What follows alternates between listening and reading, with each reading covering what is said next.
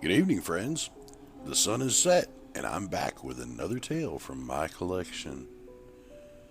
Now it's time to dim the lights if you dare, and let me take you into the night with a story I call Who is My Wife? First off, let me say that I love my wife.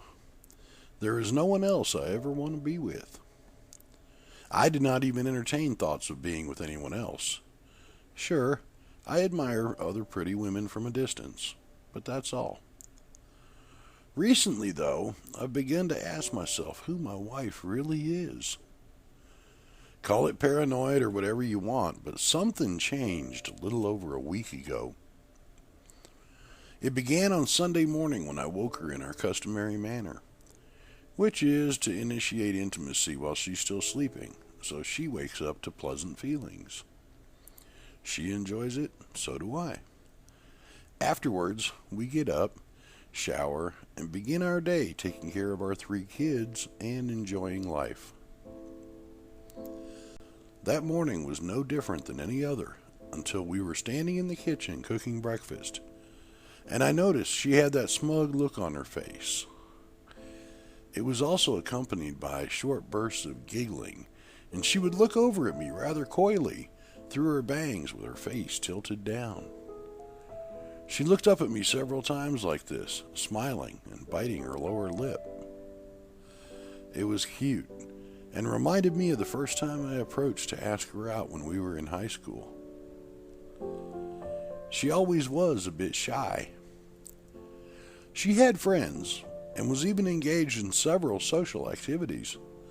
So when I saw her from a distance, she seemed very outgoing. Then, in person, she was shy. I thought it was cute that she could be so outgoing among people she knew, but a total wallflower in one-on-one interactions with someone less familiar. To me, it was one of her most endearing qualities. "What has you so giddy this morning?" I asked as I flipped a griddle full of pancakes. "That was wonderful earlier," she said, placing her finger across her lips and rolling her eyes. "How did you know I would like that?" Her question made me pause. How would I know she liked that? The fact that I've been doing that for the last 8 years since we moved in together might have given me a clue. I wondered what got into her this morning. "You've always liked it before," I said, and turned to hand a plate of pancakes to my oldest to put on the dining room table. The other 2 kids started chanting about the pancakes as they were delivered, and she went over to help them fill their plates. "You're so silly," she said over her shoulder as she went to the table. The subject was dropped, and we moved happily through breakfast and morning routines. Frankly, I forgot all about it as we got ready to take the kids over to visit the grandparents as we planned a family barbecue for today. Arriving at her parents' house, I let her and the kids spend time with Grandma while I went out to the back deck to help her father get ready to cook. We were going to make hamburgers and hot dogs for the initial lunch meal while we slow cooked a rib roast for dinner. I had just lit a smoke and was watching the flames in the grill when the kids came running out and headed straight for the pool. Grandma and my wife followed, taking up positions in lounge chairs next to the pool with cold drinks in hand. It was going to be a wonderful afternoon.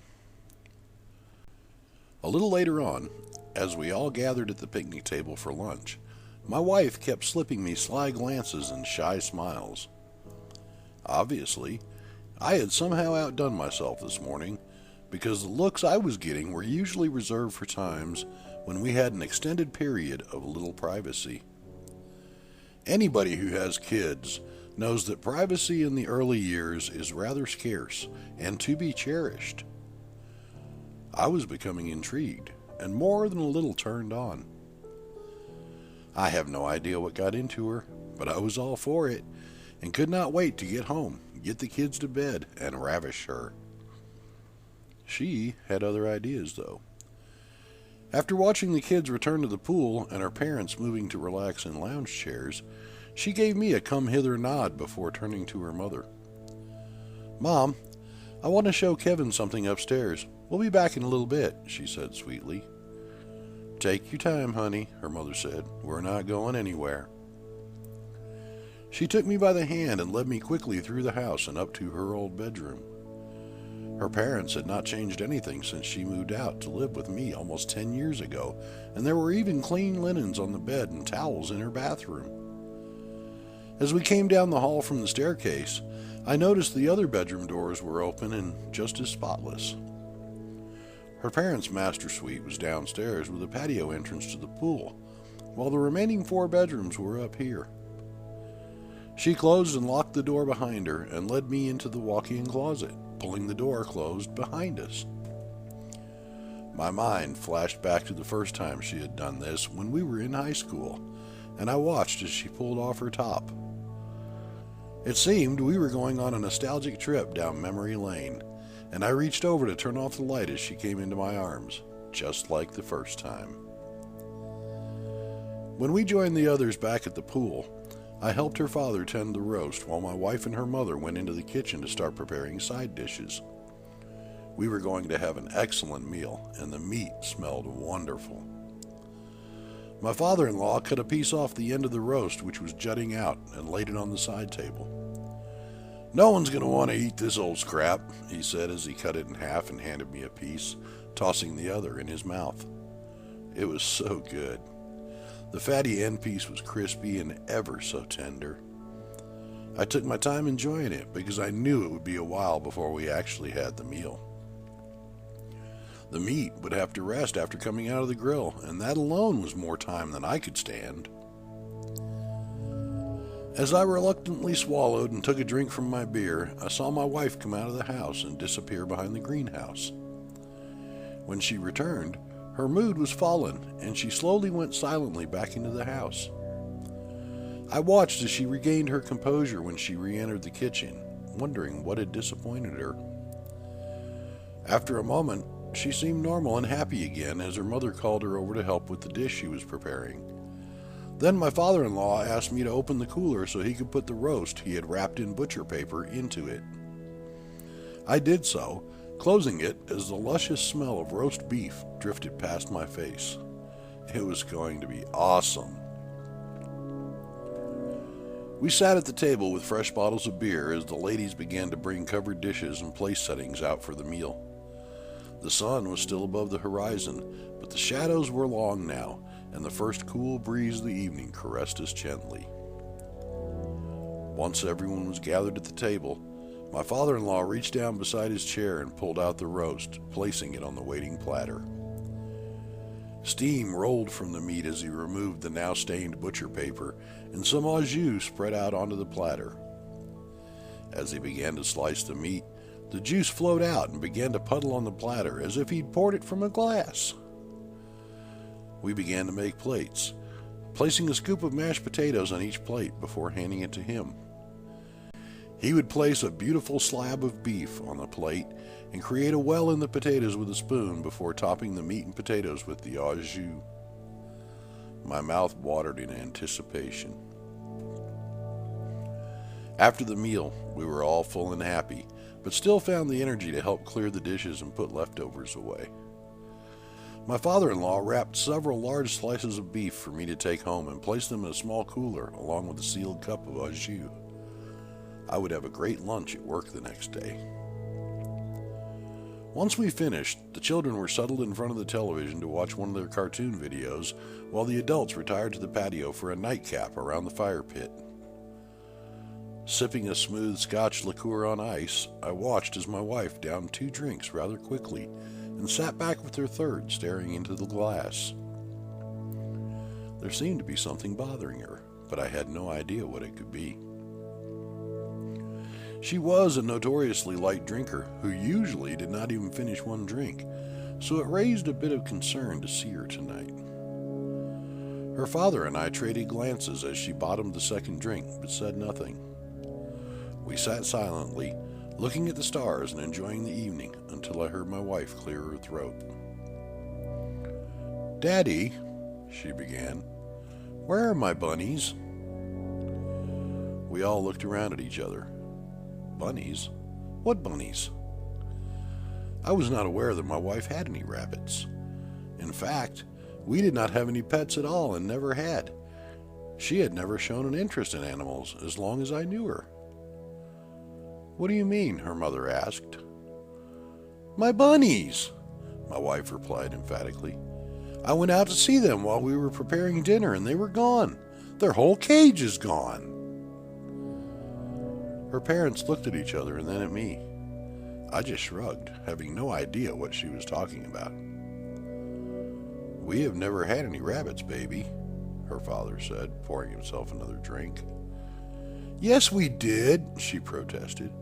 They are the reason you had to install the extra water faucet on that side of the house. Remember, Daddy?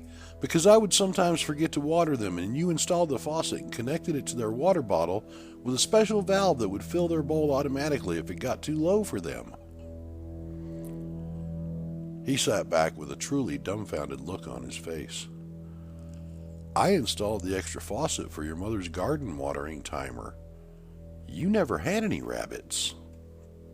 Then, as if we had not just been discussing rabbits, she turned to her mother, looking very serious. And Mother, where did all of the children's furniture go that was in the bedrooms next to mine? It was her mother's turn to look surprised, while her father and I wondered what was happening. There was never any children's furniture in the guest rooms, dear, her mother said confidently. Are you feeling all right? Have you been under a lot of stress lately or something? Where are these things coming from? My wife let out an exasperated sigh, finished her drink, and sat back hard in her chair. Obviously, something was amiss, but I had no idea what. I started to ask her if she was okay when I noticed she was now fast asleep. It seems she had passed out from the drinks. Could y'all help me get everything together and get the kids in the car? I asked. I think the drink got to her this evening and I should take her home and put her to bed. Of course, dear, her mother said and got up to get the children ready. Once the children were safely in the car, I picked up their mother from her chair and carried her to her seat. After strapping her in, I turned to find my father-in-law standing behind me with the cooler of roast beef. I accepted it gratefully and placed it on the floorboard by her feet. I have no idea what happened tonight, I started, but he put up his hand to stop me. It's okay, he said. I've been married 35 years to her mother, and if this is the strangest thing you ever have to deal with, count your blessings. Sometimes, life just overwhelms them, and they need to let it out. She'll be good as new in the morning, mark my word. And if she's not, call me, and we'll figure it out together. His words were comforting, and I took my place at the wheel, feeling a little better. As we waved goodbye and pulled out of the driveway, my daughter sat forward in her seat to ask what was wrong with Mama. Oh, she just had a busy day and fell asleep after dinner, I said with more confidence than I felt. I staged my wife on the couch until I got the food put away and the kids in bed. Carrying her up to the bed, she seemed to be slightly awake as she put her arms around my neck and held on as I climbed the stairs. As I lay her in the bed, she snuggled in as I tried to undress her, and I had to be content to remove her shoes, socks, and pants. There was no way I could get her shirt off and reassured myself that this would not be the first time she'd slept in her bra. Leaving her there, sleeping comfortably, I made my way to the bathroom to take a shower. I had to get the smoke from the barbecue off of me. The water felt good, and I lingered a while under the steaming shower as I considered what happened this evening. It seemed like my wife had encountered things she did not expect. I walked to bed in the dark, toweling off my hair, and dropped my towel on my chair before climbing into bed. To my surprise, my wife had removed the rest of her clothes while I was in the shower and pulled me close as I lay down. 3 times in one day hardly ever happens for us since we had kids. Sometimes twice in a day if we make time before getting up in the morning and then right before we go to sleep. But even this is a rare occurrence. Today, though, not only 3 times, but my wife was extra frisky. I was up before the dawn to go to work, and as my father-in-law said, everything returned to normal the next morning. At least I thought it had, until I got home Friday night and found her sitting cross-legged on the bed in a pile of scattered tissues, surrounded by photo albums, and crying.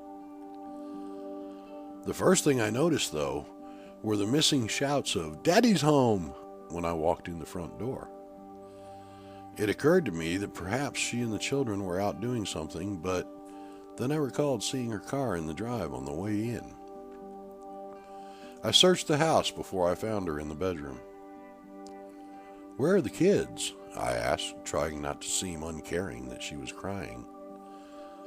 "I took them to my mother's for the weekend," she said, and looked up at me with those big tear-stained eyes. I rushed to the bed to hold her. "What's wrong? Why are you sitting here with the photo albums, crying?" 1,000 thoughts ran through my head at once, and seeing her looking over our family history made me worry momentarily that something was wrong between us. "I thought I was going crazy," she said, burying her face in my shoulder, "or that maybe there was something wrong with me." She looked up at me, and I leaned down to kiss her. She put her hand behind my head and kissed me deeply. Then, settling back, she seemed to catch her breath. "You will probably think I'm crazy, but ever since I woke up last Sunday, I could not shake the feeling that something was out of place. It took me all week to realize it was me. I'm out of place." She looked at me to see if I understood what she meant. I clearly had no idea what she meant. "What do you mean, out of place? You're right here with me, like you've always been, since we were in high school." "Yes, that's true, and technically correct," she began. "But I am another version of me. Although the truth is, I am me, and you and the rest of this world are another version of you. Does that make sense?" "Perfectly. Not at all," I said, trying to get my head around what she was saying. "When you woke me up last Sunday, that was wonderful," she said, and rubbed a hand across my chest. "But it was also totally unexpected and not like you. Ever since we've been together, I felt like I could not get enough of you, and then Sunday, you surprised me. Then, you did not even hesitate at my mom's place, and even turned out the lights. Normally, you protest and worry we'll be caught." I was caught up short. I could not ever remember protesting a chance to have her, nor worrying we would be caught. Where was this coming from? I knew something was off, but the reality began to set in when I could not find my bunnies. That's when I knew it was not me, but rather the whole world. She looked to me for understanding. Once the realization set in, I had to figure out how to deal with it, and everything became fuzzy. That's why I had too much to drink and passed out. When I woke up in the dark and heard the shower running, I felt that my pants and socks were off. Normally, you would have been satisfied to remove my shoes, so I was pretty sure what I was thinking was right. She sat up and wiped her face, gathering the spent tissues and dropping them into the trash can beside the bed. I knew there was one way that I could figure it out for sure. She paused and smiled. And I'm so glad I did, even though it proved what I was thinking. She paused as she closed the photo albums and put them on the nightstand. Once the bed was clear, she repositioned herself so she could lay with her head in my lap. My fingers played through her silky long hair, and I caressed her cheeks. "There were certain things I wanted to try with you, but you were not interested," she smiled. "So I finished undressing and decided to try them when you got out of the shower." I was not disappointed. even though it confirmed what I was thinking. She rolled over suddenly and looked me in the eye. I was looking through the photo albums and the pictures of our vacation to the coast before the kids were born. You remember the scar I got there? How could I forget? It scared me out of my mind when she slipped on those rocks, and I dove to catch her before the rough tides could wash her off and into the sea. The waves were crashing over the rocks ferociously, and as I held her hand and pulled her back onto the rock with me, I was only holding on with the tips of my toes. For a moment, I thought we would both go in, then I had her. At some point, though, the barnacles had scraped her thigh pretty deep, and she had to get stitches. Yeah, how could I forget? I said, feeling my heartbeat increase at the memory. Well, look, she said, and rolled onto her back. I looked at her leg where the scar should be. It was not there.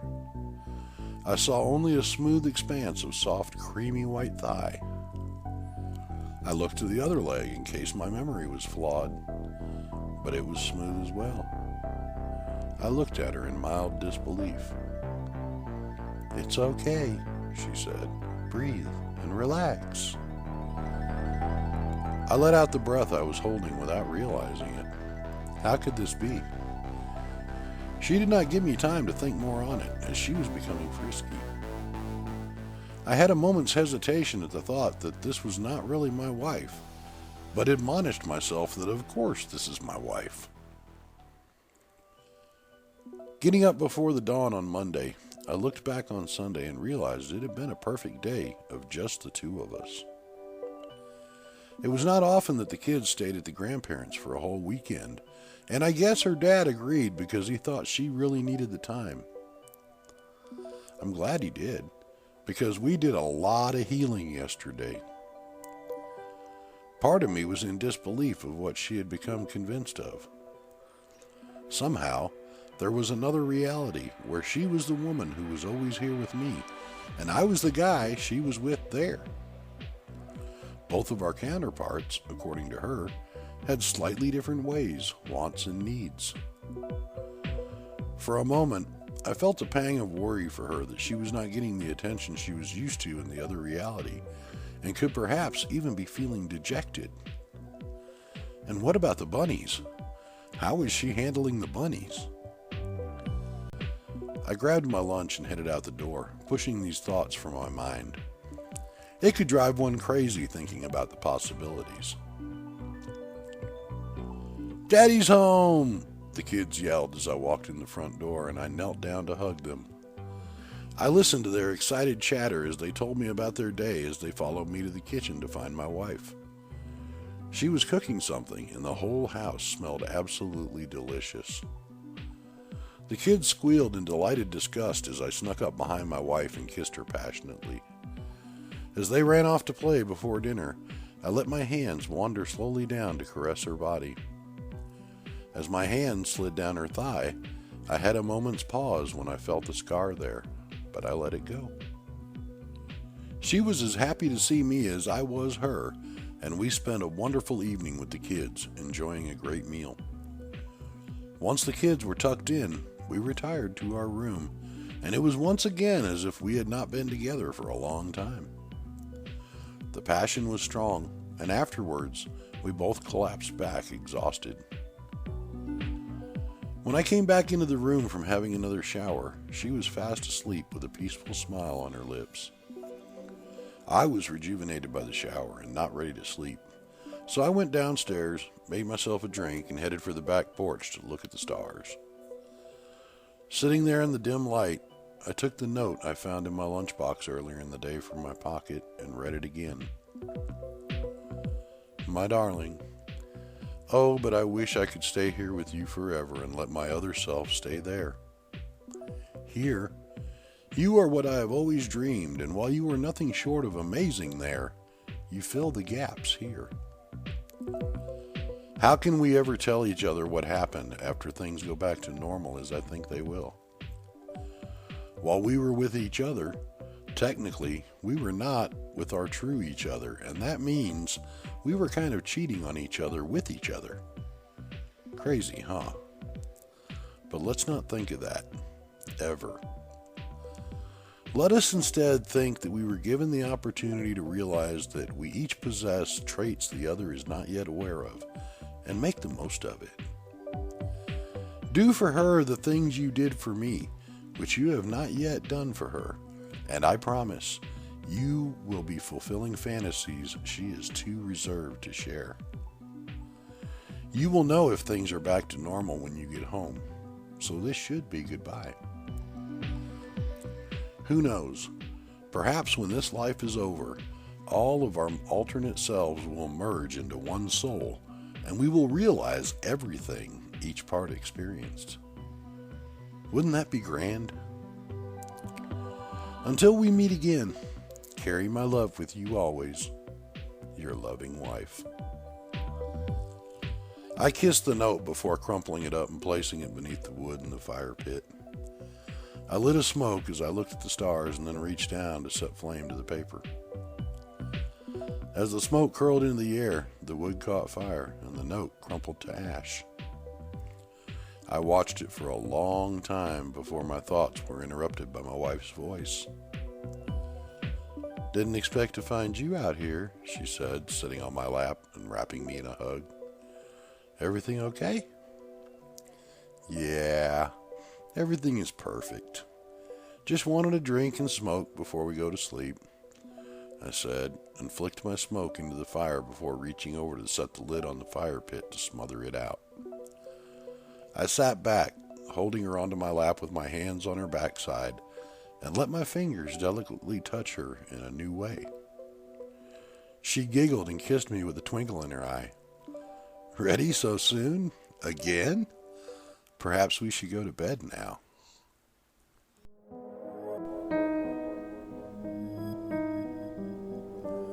Thank you for spending your time with me. Tell me what you think in the comments, and I'll be sure to join the conversation. That's all for now, but I'll be back again soon with another story, just for you. Until then, sleep well.